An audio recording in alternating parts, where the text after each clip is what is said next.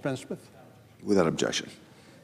Mr. President, with the new session of the Senate and a new majority in the House and the Senate, actually the House had a majority, but the Senate has a new majority, and President Trump in the White House, one of the first things that members of the Senate had to do was to choose which committees to serve on.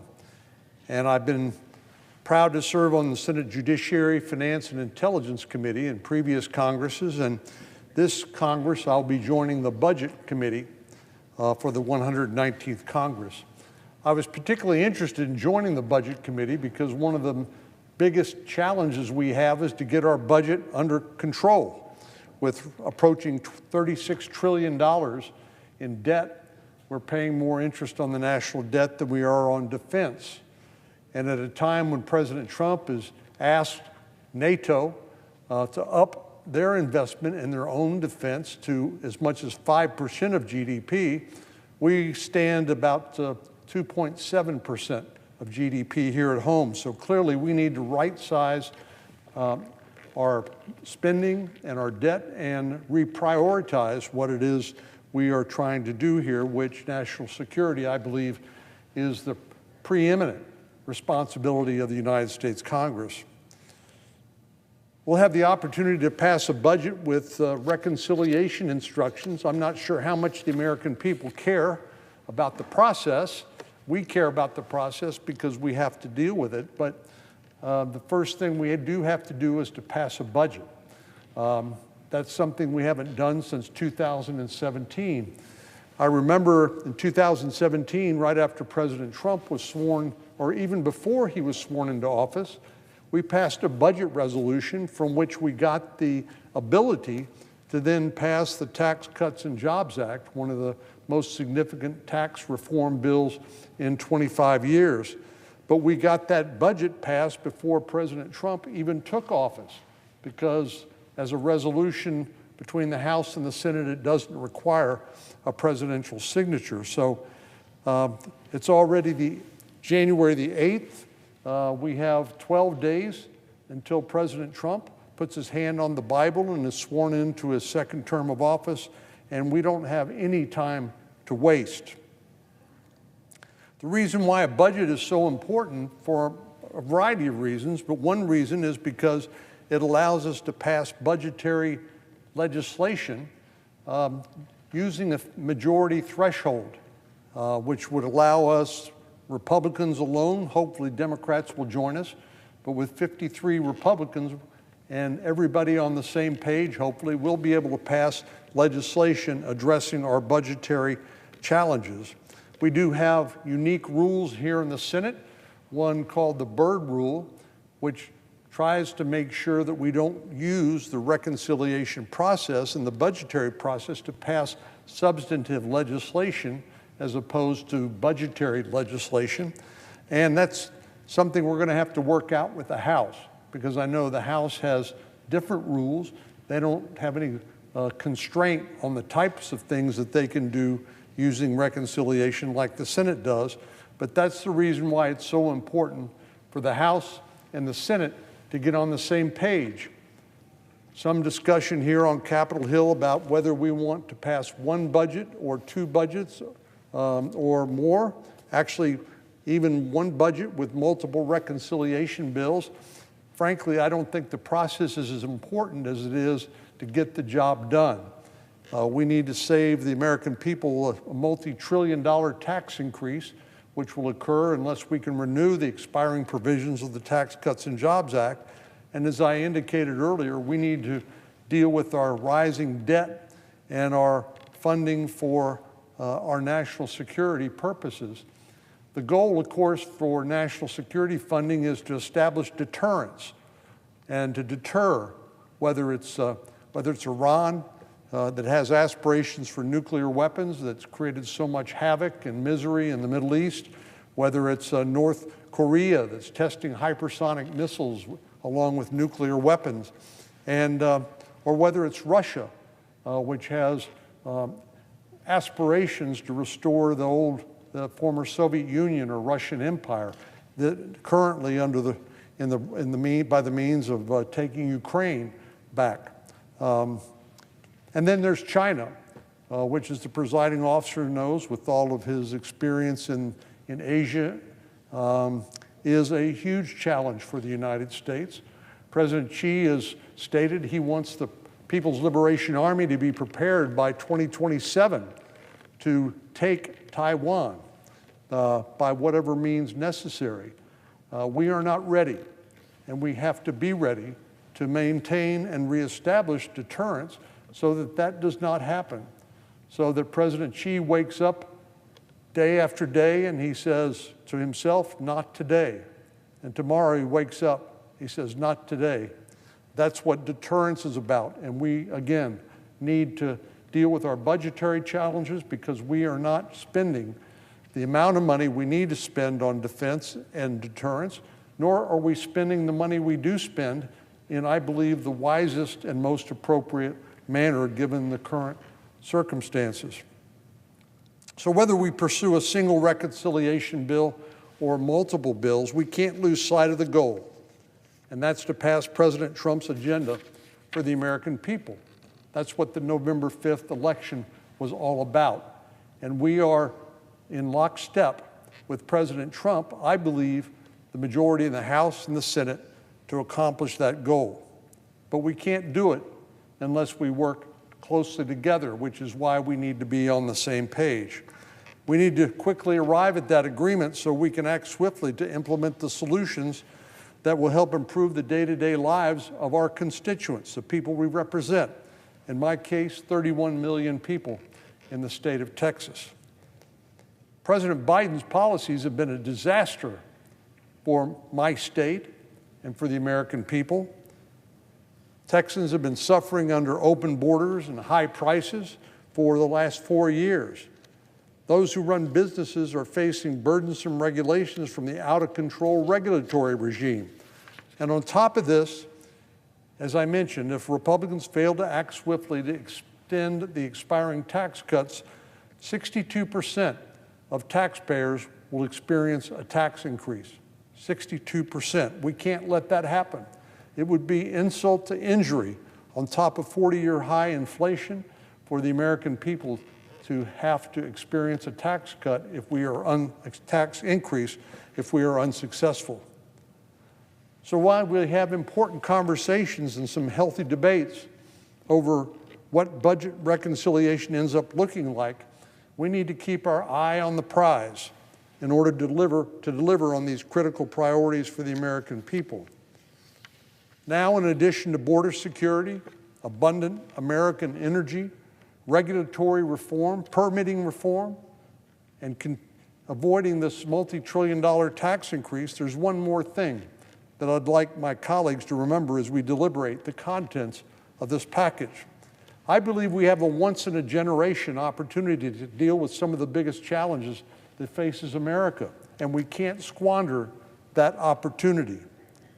We have to address not only our discretionary spending, which is about 28% of what the federal government spends each year, but also our mandatory spending programs outside of Social Security and Medicare. We're not going to touch Social Security or Medicare absent some bipartisan agreement, but there is still about $700 billion of mandatory spending that the federal government spends each year that is essentially on autopilot.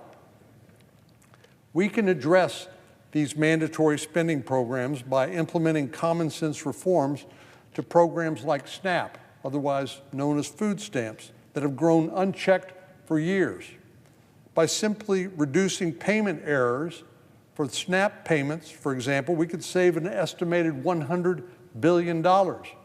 By implementing a real work requirement for means-tested programs like Congress did back during the Clinton presidency, we could save an incredible amount of money for the American people and help ease inflation so that the Federal Reserve can bring down interest rates. Or we could repeal the controversial 2021 Thrifty Food Plan that would save as much as $300 billion. You know, we're talking about real money, Mr. President, but it's not just programs that got plus-ups during the pandemic era. Let's take a look, for example, at the IRS. by rescinding the remaining unspent Inflation Reduction Act funds that were directed to the IRS during the Democrats' massive spending spree, we could save an additional $40 billion. Now think about that for a minute. We could save taxpayers $40 billion just by spending less money to the agency that when it comes to process their tax payments. That seems like a no-brainer if I ever heard of one. And this money has not been spent. If there are other demands that in the future that Congress needs to address, then we are prepared to act on those. But to simply leave $40 billion unspent and act as if there's nothing we can do about it at a time of sky-high inflation and reckless spending, I think would be irresponsible on our part. Now here's another idea.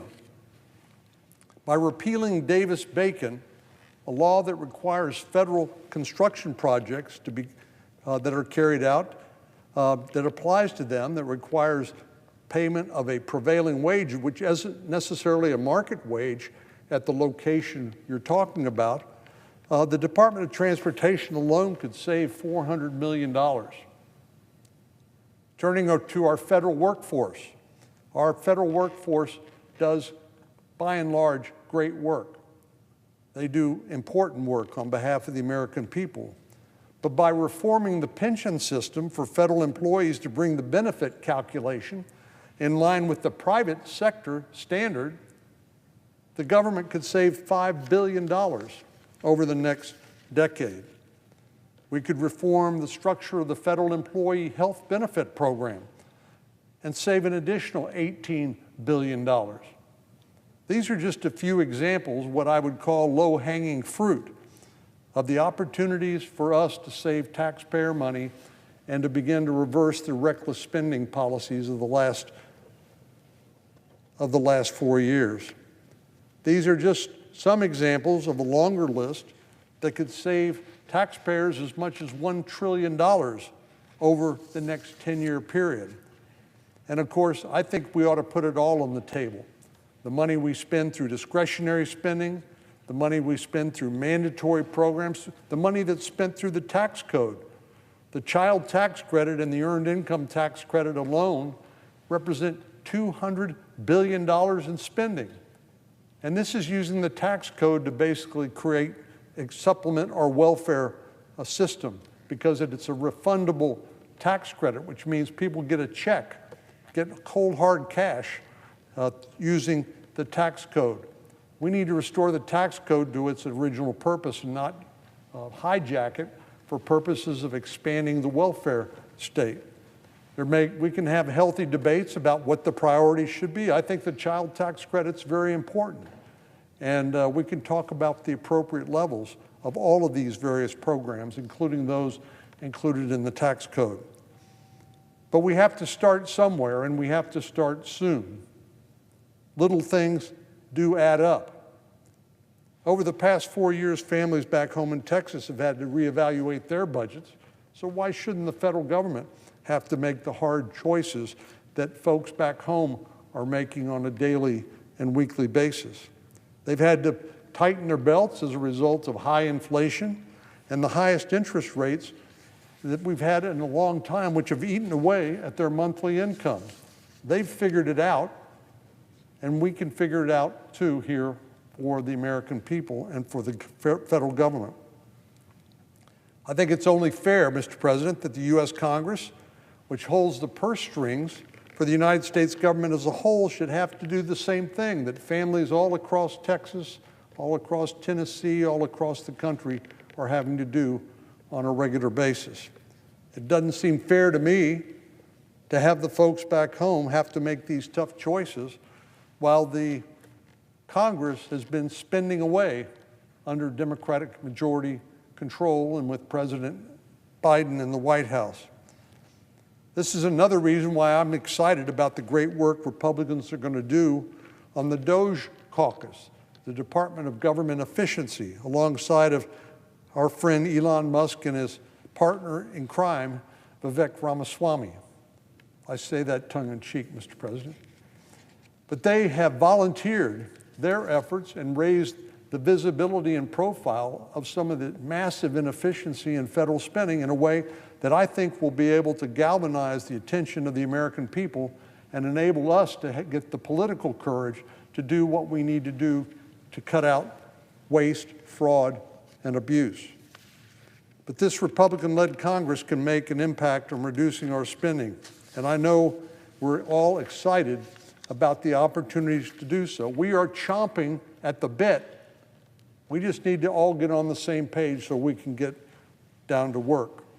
So I would like to urge all of my colleagues to remember budget reconciliation not only allows us to allocate resources to places like the southern border that have been flat out ignored by the Biden administration, but it's also a tool to reduce spending, inefficient, wasteful spending, and to right-size our priorities. You know, budgets are all about priorities. We have things we must have, we have things we'd like to have, and we have things we want but we can't afford. Those are decisions families have to make on a regular basis. So do small businesses all across the country. Why not the federal government? There's no good reason why the federal government shouldn't have to operate under the same rules. While we can notch some big wins in the coming weeks, we need to eat our spinach too. You know, we've been kicking a lot of these issues down the road until now we've run out of road. And so it's up to us, the elected representatives of the American people. This is our responsibility. It's not always going to be fun. It's not necessarily always going to be popular, but I believe that if we explain to the American people the necessity of doing what I've been talking about here, they will understand it and they will respect it and accept it. And after all, this is something I propose that we do, that we have to do, because of what the American people told us they want, which is a change in direction for the country in their vote of November the 5th of this last year. Mr. President, I yield the floor.